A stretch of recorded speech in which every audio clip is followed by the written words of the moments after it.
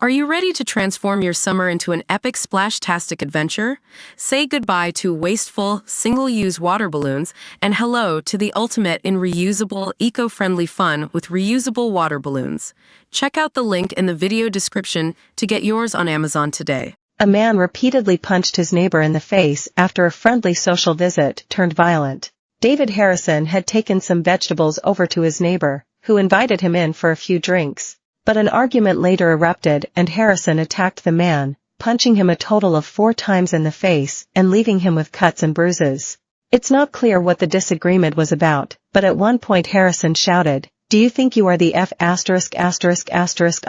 man of the valleys?" The victim said he now has anxiety attacks and wants to move as he doesn't feel safe near Harrison.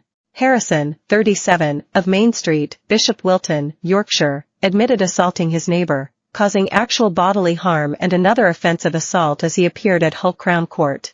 Ellen Boyes, prosecuting, said that at around 8 p.m. on July 1 last year, Harrison knocked on his neighbor's door and offered him some vegetables. The neighbor invited him in and they shared some alcoholic drinks. The argument erupted after they had been drinking a while.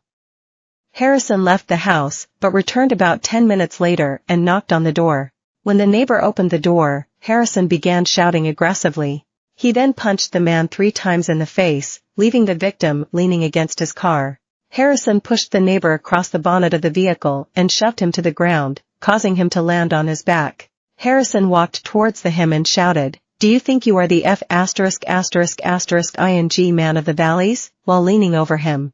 He tried to grab the neighbor with his right arm and shouted, "Do you think you're ing bad, do ya?" A female neighbor had heard the commotion and filmed the attack. She then opened her door and called out, "That's enough." As the victim tried to get himself off the ground, Harrison punched him for a 4th time and said, off, the court heard. Another man was drinking at the nearby Fleece Inn when he heard the ruckus. He left the pub to find out what was happening and saw the 2 men. He spoke to both of them and told them to split up and go home. He noticed that the defendant was agitated and was shouting in the middle of the street, said Miss Boyes. The pub customer tried to speak with Harrison and to put distance between the 2 men to stop them arguing. He attempted to lure the defendant away on 2 occasions and change the conversation and, on the 2nd time, this was successful and the defendant returned home, said Miss Boyes. The pub customer went to the victim's home to tell him that Harrison was now at home. They were then interrupted by a knock at the door, which was again the defendant, said Miss Boyes. Harrison tried to walk inside but the pub customer pushed him away and told him that he was not coming inside. Harrison swung his arm at the pub customer, hitting him. The man swung back at him but missed and fell over.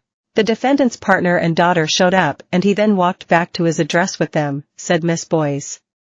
The police arrived shortly and the defendant was arrested. The neighbor suffered injuries including a broken toe, which may have happened when his shoe came off, the court heard. He had a large scratch to the back of his head, a grazed elbow, and a grazed right palm. He also suffered aches and thought that he might have concussion. It was a prolonged and persistent assault, said Miss Boyes. There were 4 punches to the victim's face. There was serious physical injury and substantial impact on the victim, said Miss Boyes. The defendant accepted that he was drinking at the time of the offense. Passengers injured after drop tower ride falls to floor at UK theme park. Full list of Wetherspoon's pubs closing by end of 2024 revealed. Bushy crossbow attack suspect Kyle Clifford in serious condition. Living God accused of rape claims his miracles were just magic tricks. During police interview, Harrison claimed that he acted in self-defense. He had convictions for 58 previous offenses, including assault in 2010 and 5 of public disorder between 2002 and last year. The neighbor said in a statement that he was worried that Harrison would get away with this and that he would behave like that again. "This is making me feel like I want to move house," he said. "I am getting anxiety attacks from this and I feel sick."